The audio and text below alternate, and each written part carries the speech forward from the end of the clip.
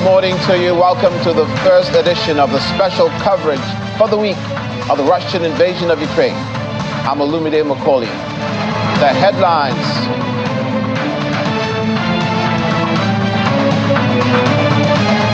Three wounded in two waves of overnight Russian drone and missile attacks on Odesa.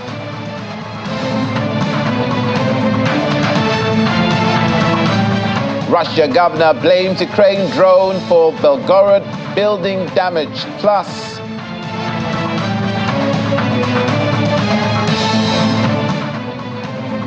Ukraine border guards remind Russia Snake Island is again theirs. Thank you for joining us. Odesa Mayor Gennady Trokhanov arrived at the scene after what Ukrainian authorities said were two waves of overnight Russian drone and missile attacks on the port city early today, leaving at least 3 people wounded. Footage shows the mayor speaking to officials at the scene as firefighters battled one of several fires which the governor, Ole Kipper, said was caused by falling rocket fragments. Ukraine Armed Forces Command in the south said its air defense forces destroyed all 15 drones and 8 Kalibr-type sea-based missiles that Russia launched at the port, adding that a dormitory and a supermarket were damaged by falling missile debris. Odesa, Ukraine's largest port and naval base, has been repeatedly attacked with missiles and drones after Russia pulled out of an agreement allowing grain shipment from Ukraine's ports in July. Russia said on Sunday that its forces had continued launching strikes in multiple directions, while Ukraine said it had launched several strikes on Russian positions over the past day. On Sunday, the Russian Defense Ministry issued a battle report saying the Russian troops had continued offensive operations in the directions of Kupiansk, Krasny Liman, Donetsk, Zaporizhzhia, and Kherson, attacking Ukrainian armored vehicles, tanks, and other military equipment and facilities. The Russian army destroyed a set of American-made M777 artillery systems and a British-made F-870 howitzer, shot down an Mi-8 helicopter, intercepted multiple rocket launches by the Hamas multiple rocket launchers, and destroyed many drones. On the same day, the General Staff of the Ukrainian Armed Forces also issued a report saying that in the past 24 hours, the Ukrainian Air Force carried out multiple strikes on the positions of Russian military personnel and equipment, attacking Russian air defense missile systems, artillery positions, and other military equipment and facilities. Serhiy Sharivati, the spokesperson for the Eastern Group of Armed Forces of Ukraine, said that Bakhmut and Kupiansk are currently Ukraine's main offensive directions, and the Ukrainian army continues to put pressure on the Russian army in the direction of Bakhmut. Ukrainian President Volodymyr Zelensky has addressed Russian shelling in Ukraine's southern region of Kherson. Speaking in his usual nightly address, President Zelensky said 7 people were killed, including a 22-day-old infant baby. He prompted local officials to declare today, Monday, August 14th, a day of mourning. Russian occupiers brutally struck in the Kherson region. There are casualties. There are wounded. At 4 in the morning, the village of Veletensk was shelled. A house caught fire. A young man was injured with severe burns. He is currently in the intensive care unit. At 9 in the morning, the occupiers targeted the village of Shiroka Balka with artillery fire. 5 people were killed. Among them was a baby girl, only 22 days old. Her brother, who was just 12 years old, was rushed to the hospital. Unfortunately, they couldn't save him. He died from the received injuries, serious injuries.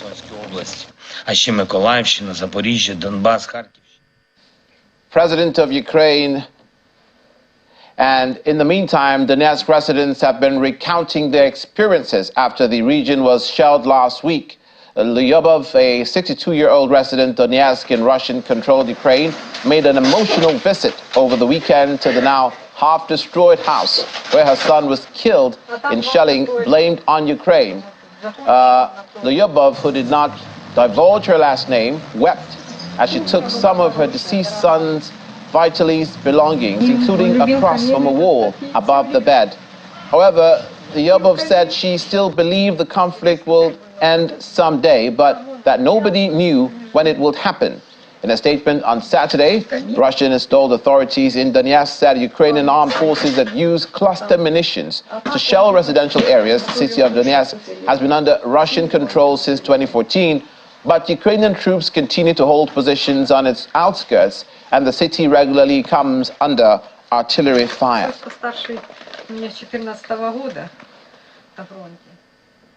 Meanwhile, Ukrainian border guards placed a new sign on Snake Island this weekend, recalling the early hours of Russia's invasion, when a comrade on the strategic Black Sea outcrop used a choice phrase to refuse to surrender to a warship.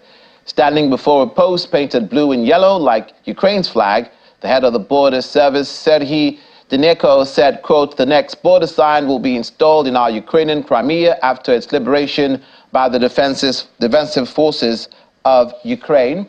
The Snake Island became synonymous with Ukrainian resistance in the first hours of the February 24, 2022 invasion, when Russian officers on the Black Sea Fleet flagship Moskva radioed Ukrainian guards stationed there and ordered them to surrender or die. However, the strategic island overlooks sea lanes to Odesa, Ukraine's main Black Sea port. A governor of a western Russian region blamed a Ukrainian drone for damage to an apartment building in the city of Belgorod on Sunday, after Russia's defense ministry said air defenses shot down at least 4 Ukrainian drones in the west of the country. The governor of Belgorod shared images on his Telegram channel of smashed windows and shattered building tiles at a multi-story building, as well as the fragment with concentric blue and yellow circles, the color of the Ukrainian flag. Gladkov said the damage was a result of a UAV attack, referring to an unmanned aerial vehicle or combat drone. He said he had visited the site, where he also said an explosion happened and that there were no casualties.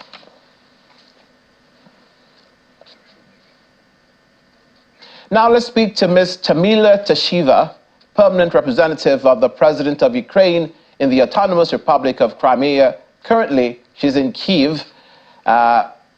Ms. Tamila Tasheva was appointed in April 2022 by President Zelensky to the position of permanent representative of the President of Ukraine in the Autonomous Republic of Crimea.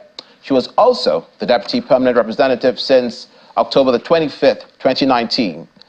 Dobroho ranko, good morning, and welcome to the program. Thank you for joining us. Доброго ранку, hello.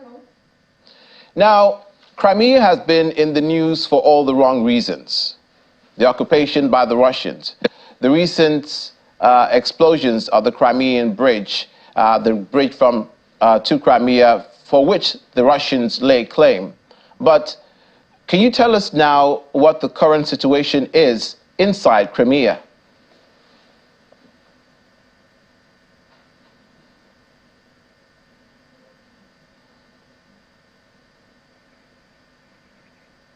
Okay, we do beg your pardon. We lost the connection. We'll try to reestablish that. And in the meantime, as we do that,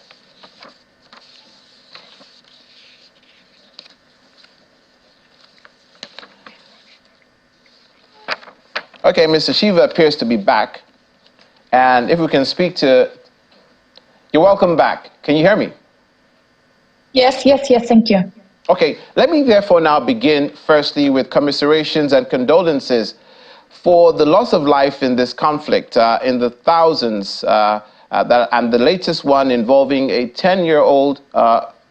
days-old infant, where a baby just recently born. One can only imagine the grief that the mother and the family of that baby is going through right now, for which President Zelensky has declared a day of mourning. And that is just characteristic of this war, the loss of life in Crimea, where the Russians hold sway for the moment, can you tell us what the situation is? Thank you. Thank you. Actually, war is really starting in 2014 with occupation of Crimea. Of course, it's illegal act from Russian Federation. And even after full-scale invasion, the situation in Crimea in the sphere of human rights even worse. We have 180 political prisoners now. Russian Federation do a lot of persecutions against Crimean Tatar people, Ukrainians, and of course now Crimea is real place of a place where they persecute civilians, and of course it's a territory of fear for all people who live in Crimea during years of occupation. Also, of course, it's a territory of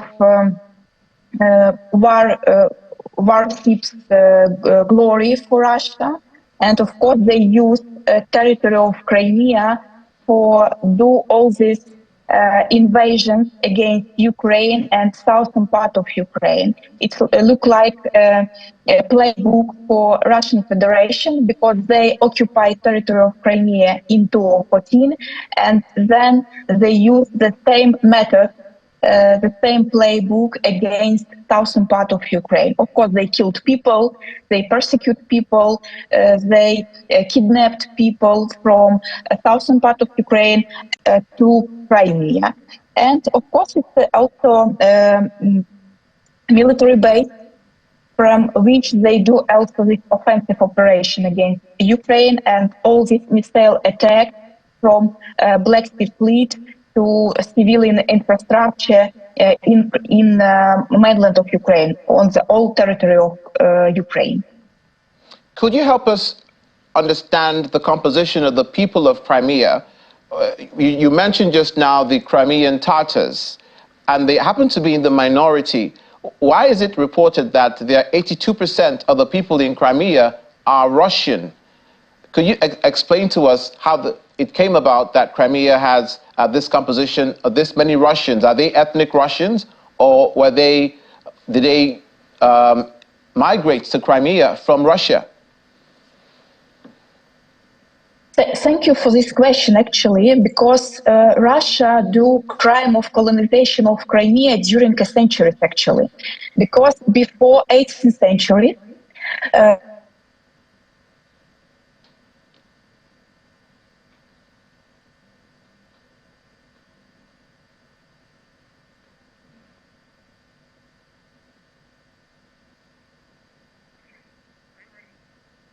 territory of Crimea, they start colonize territory of Crimea, and from that moment, it's not a majority but minority in Crimea.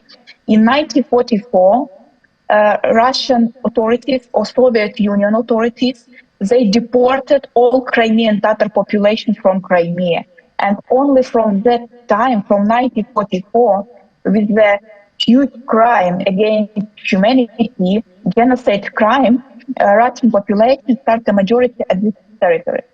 And when we say about Crimea and population of Crimea, the main issue that main population is the Ukrainian citizens, because before 2014 they have Ukrainian passport.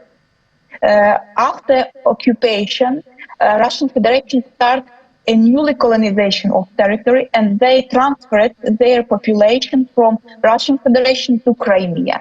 Of course, it's a lot of, it's 100,000 of people. Some experts say that they transferred near 800,000 people to Crimea. And of course, it's a colonization territory of Crimea. But majority population, even after that, it's the Ukrainian citizens. And when Putin says that Crimean people is self-determined, it's not true, because we don't have Crimea people. We have Ukrainian people who live in Crimea because it's a part of Ukraine. Diakuyu, thank you for clearing that up for us. Now, therefore, there was the referendum that was conducted by Russia, where these people that you have just said mostly were put there by the Russians, I expect are those that voted in that referendum, that Crimea wanted to be a part of Russia. What would it mean for Ukraine? So what's your impression on that referendum? Do Crimeans want to be a part of Russia? Or do Ukrainians, I beg your pardon, in Crimea want to be a part of Russia? Yes, once again, when they conducted this illegal referendum in March 2014, the majority population in Crimea is Ukrainian citizens who have Ukrainian passports. When they do this referendum, conduct this referendum, illegal referendum, according to international law, and nobody do not recognize the result of this so-called referendum, only after that they start colonization, new colonization of territory of Crimea. They start transferring population from Russian Federation to Crimea. And before 2014, mostly Ukrainian citizens who live in Crimea, they have voted for Ukrainian territorial integrity before 2014. And of course, when you have a so-called referendum, when at the territory of Crimean cities, you have a lot of Russian troops, Russian military forces, military personnel and techniques, of course, how you could vote actually under gun, you know? And even if we say about only Crimean Tatar population, they have near 15% of people, they totally ignore so-called referendum. And we really understand that Russian Federation, they mixed all these results, and it, of course, do not recognized by our international partners and do not recognized by Ukraine.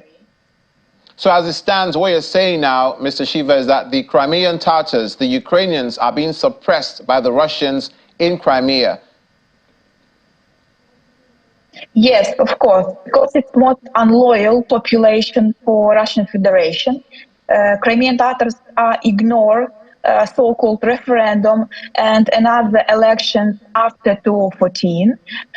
Crimean Tatars have a self-representative institution, Majlis and Kurulta. It's like a parliament and cabinet of ministers in Crimean Tatar society, and yes, they ignore so-called referendum. That is why Crimean Tatar population are persecuted from Russian Federation. I say about 180 political prisoners, and 117 of them are Crimean Tatar. It means that Russian Federation and their illegal authorities in Crimea persecute Crimean Tatar population on ethnical ground, on a religious ground in Crimea. And we understand only possibility to survive for those Crimean Tatar population, Crimean Tatar indigenous people, is to liberate Crimea, to occupy Crimea, because Ukraine recognized Crimean Tatar as the indigenous population. We support Crimean Tatar people, support Crimean Tatar leaders, and of course protect their culture, identity, language in Ukraine. And after the occupation, of course, we help for Crimean Tatar people with their identity and culture, etc., etc.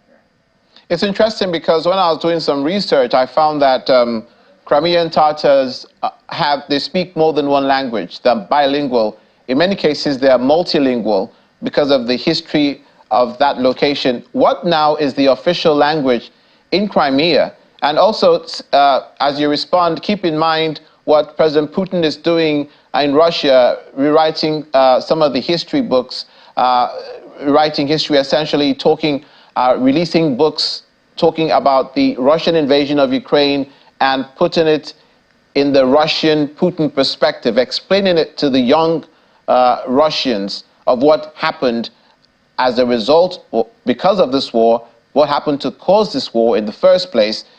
These are teenagers in high school in Russia. So history is being rewritten in Russia. Obviously, they'll at some point want to put Crimea into it. So what's the language in Crimea, and what's the sociological implications of this Russian occupation?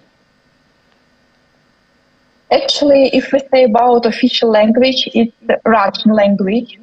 And people in Crimea, and especially Crimean Tatars, don't have a possibility to speak on own language, on Crimean Tatar language. All schools are on Russian language only.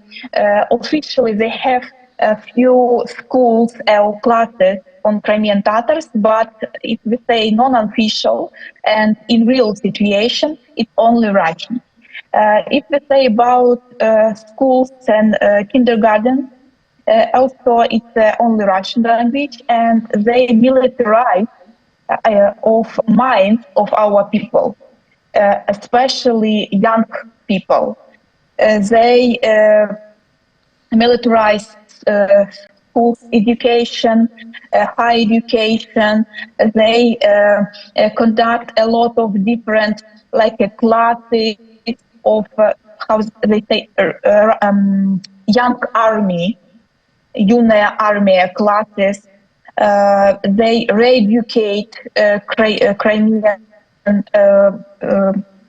children, and also they re-educate children from southern part of Ukraine, especially, for example, from Zaporizhia region or Kherson region, or even Donetsk and Luhansk region, from Mariupol, for example, because they kidnapped our children from mainland of Ukraine, from southern part of Ukraine, and they transferred illegally, of course, transferred and deported Ukrainian children to Crimea, where they, on the summer camps, re-educate those children in Crimea. Of course, they clean up all diversity in Crimea, and in school books, of course, or another book in Crimea, they explain that Crimea is always Russia, and I explain it's not true, because only after deportation of Crimean Tatar people in 1944, which is happened in 1944, Russian population started a majority in Crimea. But before, during 5 centuries, it's a territory where Crimean Tatar indigenous population have our own state. Finally, Mr. Shiva, what would you like to see as part of the peace plan at the, we hope, at the twilight of this war? It's gone on for too long, and the casualties are way too many. But we understand that President Vladimir Zelensky is not going to back down on retaking Crimea for Russia. For Ukraine, I beg your pardon. So what is your opinion or your position on a peace plan that involves or does not involve Crimea becoming once again a part of Ukraine? Actually, one of the pillars of peace plan of President Zelensky and Ukraine peace plan is the territorial integrity of Ukraine. It means that Crimea must be deoccupied during this full-scale invasion, during this war. Only after deoccupying of Crimea, we could say about peace in our land. And of course, it means for us that we have a security in Black Sea region, because if we do not deoccupy territory of Crimea, in near future, Russian Federation start a new wave invasion against Ukraine and all civilized world. Well, that is why, of course, we have a strong position about Crimea. We understand that it's really difficult to do the occupied Crimea, but if we have support of all world, we do it. Ms. Tamila Tshiva, thank you so much for the time you spent with us. Your job is a very difficult one, and we certainly wish you the best as you continue to oversee your task as the permanent representative of the President of Ukraine in the Autonomous Republic of Crimea. Diaku, again, thank you so much for being with us this morning. Thank you. Vovita. After the break, Russian warship fires warning shots on cargo ship in Black Sea. Details in a moment. Please stay with us.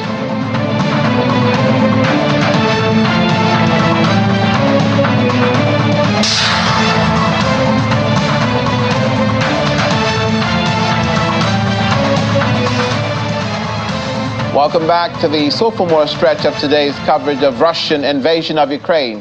Russia Defense Minister Sergei Shoigu inspected remote Arctic garrisons of the Northern Fleet over the weekend as a detachment of warships was sent to the Arctic Ocean to perform tasks.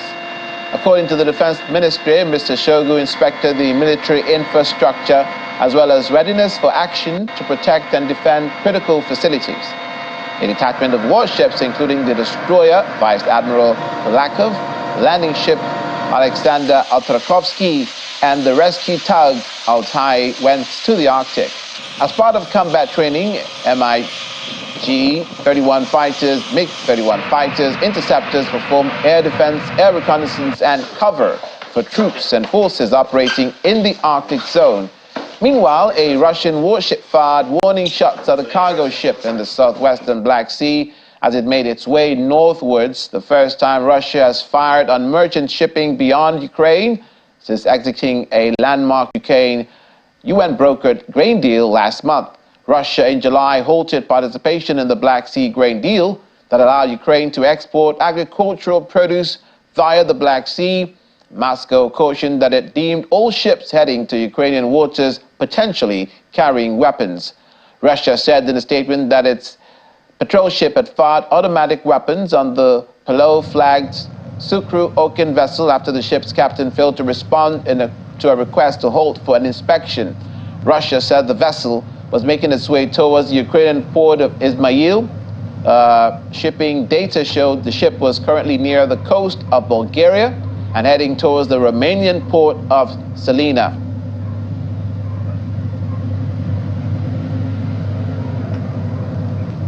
In the meantime, a large fire that broke out at a fertilizer warehouse in the town of Ramenskoye in Moscow region on Sunday has been extinguished. That's according to Russian news agency citing Russia's emergency services. The size of the fire had reached 2,700 square meters before it was localized and put out. Videos of the fire posted online showed thick black smoke and flames seen from hundreds of meters away. Moscow Region Prosecutor's Office said the preliminary cause of the fire was a violation of fire safety requirements during welding work.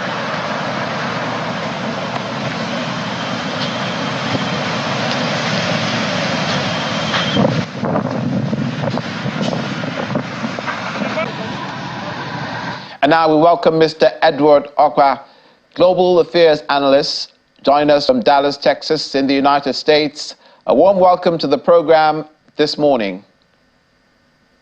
Thank you for having me. It's 3:00 in the morning in Dallas, so I have to be up to do this. It's pretty early for you. We thank you for making out the time to do that. Our condolences to the people of Hawaii, given the wildfires that has caused so many deaths. And we understand the biggest casualty figure for wildfires in the United States thus far.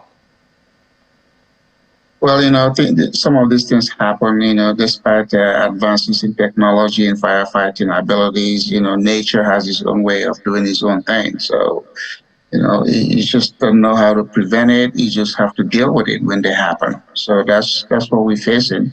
And you look at it, the town is by water, and then they couldn't even get the water to fight the fire. So it's just nature and its own timing. Indeed, that's a natural disaster in the United States, the Hawaii fire, to a man-made disaster in Ukraine, the war between both countries. Now, with the firing across the bow, if you will, or if you like, of the Russian warship of a Ukrainian or a civilian vessel, a warning shot, they said it was because they had refused to allow for inspection of the ship. Now, Ukraine has started attacks against Russian ships in the Black Sea on a very small scale, albeit, however, successful in some measure. Are you worried, or what is your opinion concerning the situation on the Black Sea after this expiration of the Black Sea deal, with Ukraine saying that they will do to the Russians what the Russians are doing to them, but keeping in mind that Russia has a superior naval force? Again, when you're in a war, all rules and all rules are out the window. You could sign an agreement what to do, what not to do, but you never know what's going to trigger one side to do something that will escalate the situation with the other. So I think, this European tribal war, I've always believed that the European tribal war shouldn't be world war. Why the Ukraine-Russian war is so consuming of the world, I don't understand it. Because again, when things happen in other parts of the world, especially, in Africa, the continent where you are, who pays attention?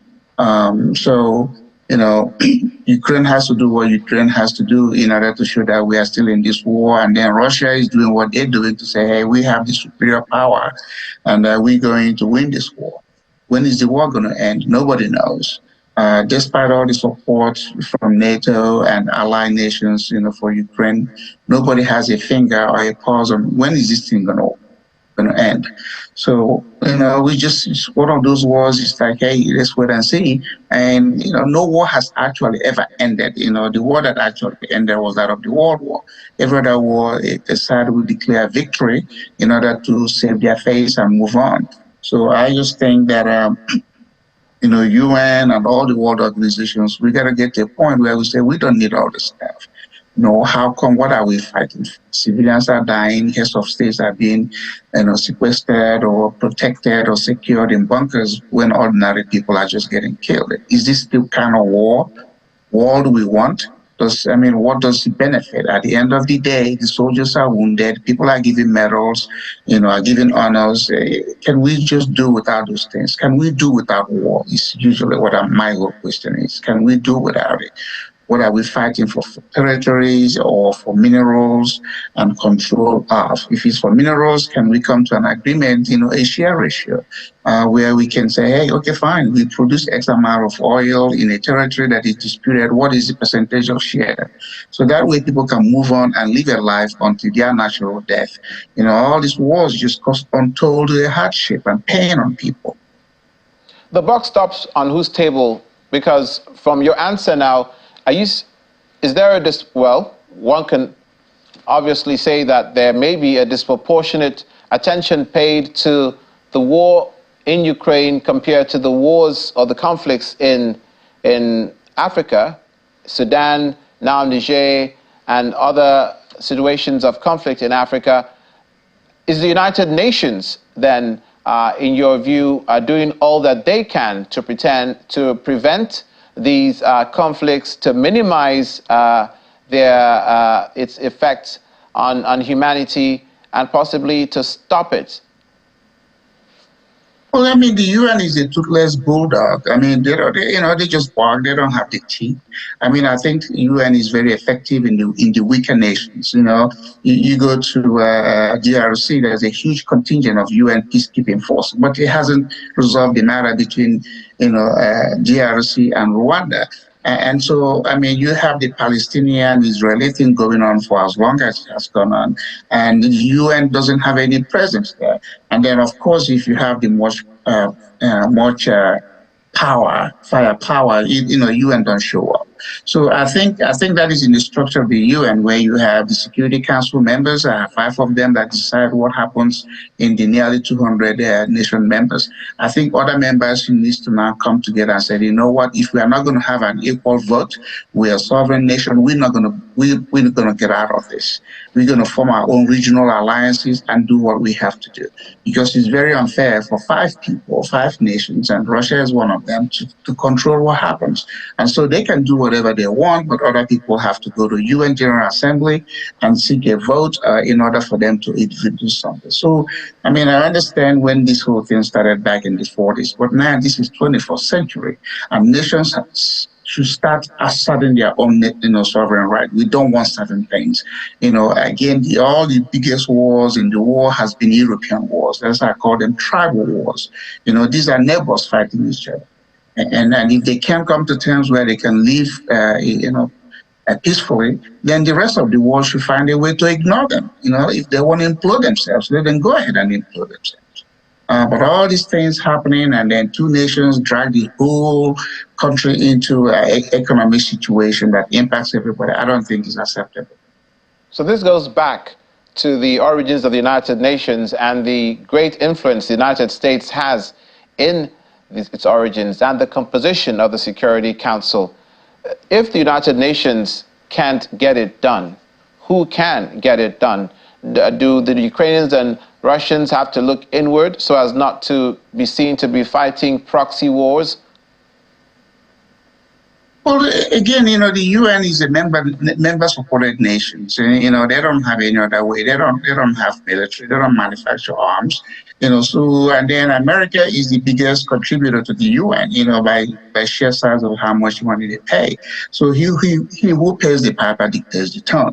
I'm just saying other nations have to now come together and say, if the UN is not going to be useful in getting the world peace, then let's just go in. The African nations, the 54 or so African nations, now have to come in and form their own union and be very strong about it and ignore the rest of the world, and then the people in the South America will do it. So now we just become into our own regional continental, power blocks. And they ignore this, go into UN. Every year you have the General Assembly. And then what comes out of the General Assembly? You get African presidents that show up there for 15 minutes and get their fame. But nothing they say is considered or given any serious weight. I'm saying let all the 500 and so members just come back and say, hey, we need to take a review of the charter of the UN. We need every nation, every continent to at least have a member. So if that were to be the case, then there will be 7 members, and Africa will have to have 1. You don't give it to an AU, except you give European Union 1, and then the Americas, the Americas have their own. You give them 1, but you can't just say, oh, okay, we're going to have an African Union representative at the council. No, it has to be a nation. Again, if you don't demand change, if you don't force change, then, the West has a way of ignoring you. The things that the West recognizes is force. So far, the African nations haven't been able to be forceful in demanding things that gets their attention. They've always acquiesced, they've always cowered, then you look at the entire continent. Which country has a powerful president? Is it the Nigerian president? Is it the Egyptian president? Is it South Africa? Is it Kenya? So you look at the whole 54 people, a whole lot of them, the 54 cannot even be strong because they are weak individually. So that's the thing. But I'm just saying, let them pass a resolution, go to UN, tender that, and say, we're not going to attend any UN General Assembly meeting. In fact, the UN meeting should be rotated. So if you have it in, all these things coming to New York, you move it around so that they get to see what is going on in the world, instead of every year, all of them troop to New York to, I don't even know what it is they do. But now, if you change the charter, you demand that it becomes rotational. You host it in New York, if that's where the Americans want to host it. You host it in the European Union, you host it in Africa, you host it, and then let them move around. We are now in a global village. We shouldn't have a few countries dictating what happens to everybody else. It's not good for humanity. It's an insult. And we can't just keep getting insulted and while we pretend to be member of an organization that don't represent our interests. Is there a wind of change blowing across the countries of the global south with the regime changes happening in the West African region, in Latin America, in Argentina, the victory at the primary elections of Javier Milei, who was not expected to win because of his right-leaning tendencies, opening him up possibly to a victory at the presidential elections in October in Argentina, and we see what's happening in El Salvador. Is this wind of change one that can blow across Russia and Ukraine? Well, yeah, the same thing. I mean, you're talking about the election. We haven't even gotten a satisfactory answer from America, the world global democracy. We're still having issues and concerns and comments regarding the 2020 election. And then we're about to get into the 2024, and we still don't know how that's going to turn out. I'm just saying that nations now begin to look inward. Collaboration has to be regional. Neighbors, when you say neighbors, Nigeria and Ghana they are not neighbors, they are regional. Nigeria should be more concerned with their neighbors, Cameroon to the east. Also, that's what countries should be looking at. They say the nearer the better. Love is proximity. So why are you loving somebody so far away? You have to protect your backyard. You have to hold very tight your own sovereign boundaries. And then you welcome those who respect you, who want to treat you. It has to be reciprocated. But if it's just where somebody's sitting in London or sitting in Washington, D.C. or Russia and dictating what happens everywhere, then you begin to ask your question, how does that respect your own interest? Haven't we come to where we understand what is going on? It's no longer like 50, 70 years ago where communication is difficult. You don't even know. Now you can instantly see what's going on in somebody else's country and begin to ask your own self questions. What do I need to do in my own house in order for my house to stand? Because when your house stands, which is your country or your home, then you're able to deal with anybody coming from the outside. I think the Ukraine-Russian war, from the beginning of it, I just never took side as to who's supposed to win it or who's supposed to lose it, because these are neighbors. Now it's concerning the rest of the world, and I don't understand it. And I think people in Africa, just like what's about to happen or is happening already with Nigeria, Mali, and Burkina Faso, then we should get together and say, do we need war? Because if war happens in that region, Africa will be in trouble. Because there are people who are just looking for opportunity to come in there and instigate, end this conflict that will just destroy the economy that is already fragile. And the Nigerian president, I don't know what his interest is and what his capability is. He shouldn't go to war. And I hope the National Assembly don't give him the rights to go to war, because we can't afford it. It's a very devastating situation for anybody to go into war. The economy is not strong. I mean, look at Nigerian army. Since how many years now they've been fighting in their own internal. I mean, when your own soldiers are fighting your own citizens, what does it tell you? That means now if another country were to draw Nigeria into the war, then what do you have? You have the soldiers, part of them fighting the internal war and the other ones fighting the outside war. So again, the Ukrainian thing should not be allowed. And I hope African nations, when they go to the next UN assembly coming up in November or whatever, October, they should pass a resolution that, look, we don't want wars, we don't want anyone in our continent, and we don't support any happening somewhere. Neighbors should resolve to solve issues between them. And Africa needs to start getting serious attention, because the world don't look at Africa seriously. Okay, and then when that happens, what do? We go over it, we run around, we want to go talk to people who naturally hate themselves. The Eastern Bloc, the Western Bloc of European nations have always been a very contentious. Mr. Okwa, this brings us to the vicious cycle again. This neighborly cooperation that you speak of is exactly what didn't happen between Russia and Ukraine, but it's understandable because when you look at the history between both countries, and you see where all the fine points are, and you see where these disagreements are deep-rooted, and so divisive of both countries. Finally, it brings us back to this vicious cycle, as I say, and at the end of the day, it's between Russia and Ukraine. What concessions do you think should be made on both sides for this war to cease? Well, I mean, there's an aggression, you know. I mean, Russia is the one that invaded Ukraine, so they have a reason for doing it, whether that reason is justified or not. They're the ones that started this. Maybe it's because of natural resources, or maybe because, you know, Putin is still feeling offended from, you know, the Soviet Union, you know, getting dismantled in the way, and he has sworn some kind of way that he's going to try to stitch it together. But it's hard to stitch together when some nations have already become independent and they don't want to go back to the old Soviet Union formula. So again, these are some of the things that you just, you know, ego. You know, when you deal in international politics, one thing you don't have to overlook is ego of the presidents, because, you know, one individual can actually take an entire country. We've seen it in many places. So that's why constitutional rights should be strong to limit these people who have undue ego.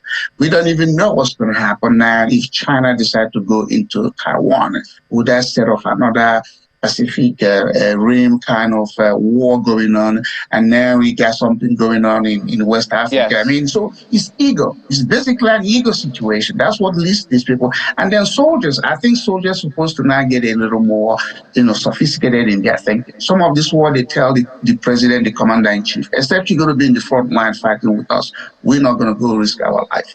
Okay, they can do that. Let's leave it there. Let's leave it there, Mr. Okwa. Let's leave it there. I understand your train of thoughts totally, and it's very worrisome that we are at this point, 537 or 8 days into this war, and still no end in sight. Many thanks for your contribution and insight this morning. Well, thank you for having me, and let me see if I can get some Z's before I go for 8 o'clock in Dallas. Important is to get your beauty sleep, yes. Thank you, sir. Mr. Edward Okwa, Global Affairs Analyst, who joined us from Dallas, Texas, in the United States, reminding us of the time difference. He had to get up early to speak to us, but we have a little more time left in the program, for which we hope you stay tuned. When we return, let's get a chance to unwind as Odesa opens its speeches to the public. Details in a moment. Please stay with us.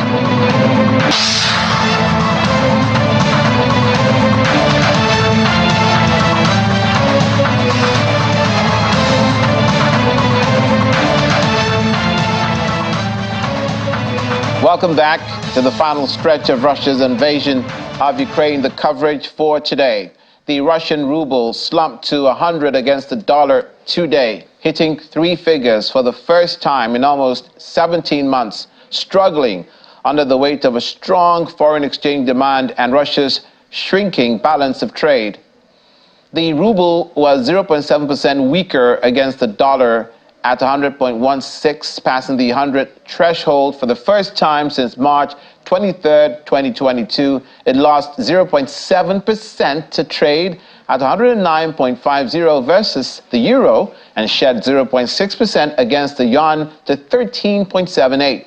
Analysts who had been expecting Russia's monetary authorities to act said greater action will still be required to make a significant difference.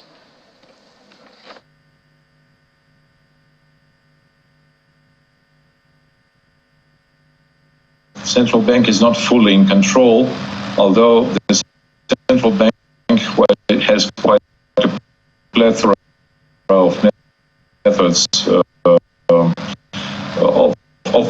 very aggressive regulatory model.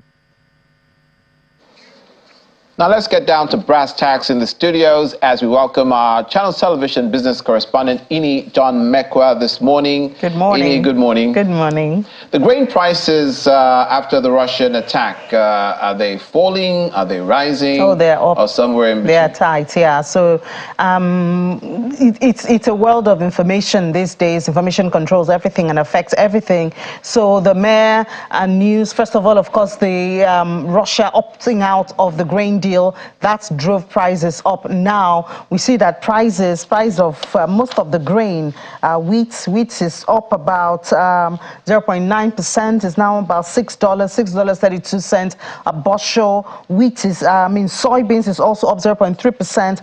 Corn is also up, because of course the Black Sea and Ukraine has been able to arrange for alternative routes, the Danube River and all of that. And also they were still hoping to take the risk, around the Black Sea. So they have some extra money kept for insurance. Of course, insurance companies will charge more. So they're hoping to encourage more suppliers to still use the route in spite of the closing of the deal. But this has dashed a big blow. Of course, it's going to put more fear in suppliers' heart, and they'll be more reluctant to use those routes. So that is why most likely this is going to affect supply globally, and it has driven the price of grain up for this morning. And for the retail business in Russia, the country's second largest retailer completes a buyback program. Yeah, so it's a very big company, about 28,000 stores in Russia. So you can imagine how big they are. So they had Western investors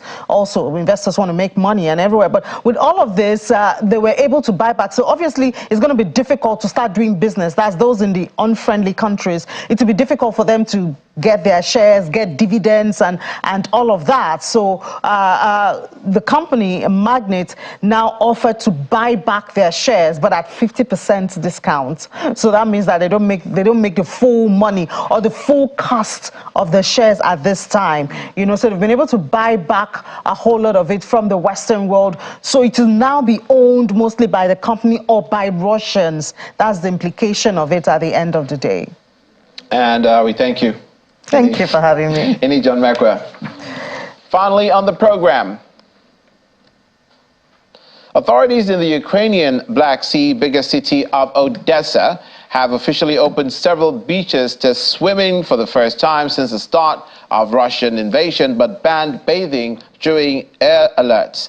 Russia invaded Ukraine in February 2022, and Odesa, its largest port and naval base, has been repeatedly attacked with missiles and drones, and the sea was littered with hundreds of sea mines. Now, for the safety of residents and after incidents of mines exploding on beaches, the coast was closed. The Odesa governor, Ole Kipper, said on Telegram messaging app that the decision to open the beaches was made jointly by civilian and military administrations of Odesa. He also says that the beaches will stay open from 8 a.m. to 8 p.m.